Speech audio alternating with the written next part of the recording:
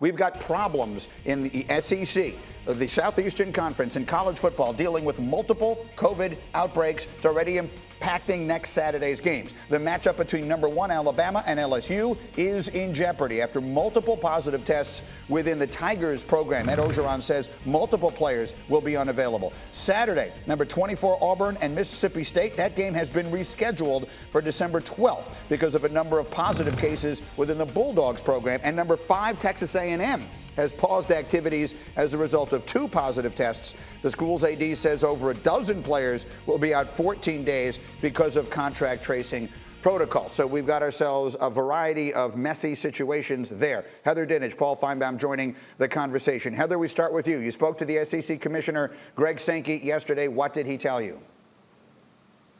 He told me, Greeny, that they are continuing to move forward. They can't just throw their hands up in the air and not continue to try. But he said as disruptions occur, they have to continue to react. And one way that they will do that is to continue to discuss the possibility of using December 19th, which is the date of the SEC Conference Championship game, as a potential makeup date for other cancellations. Now, they haven't decided that yet.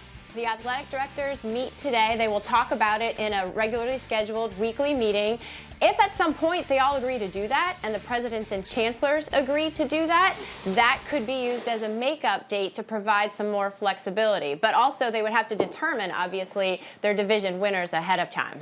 Paul, put this in perspective for us. What does it mean? It means that this league, which has done so well, is really struggling like the whole country is. However, Greeny, as you move forward in terms of the bigger picture, Heather said the SEC championship and the college football playoff, I'm not sure it's going to be that significant unless you start seeing massive amounts of games. If the season ended today, Alabama would meet Florida for the SEC title.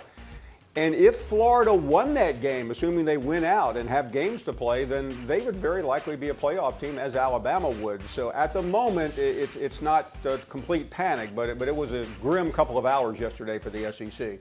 Heather, you've been saying over and over again on this show, when I ask you how many games does a team have to play, you keep saying, tell me how many games anybody is going to wind up playing. That feels like the theme of the moment, doesn't it?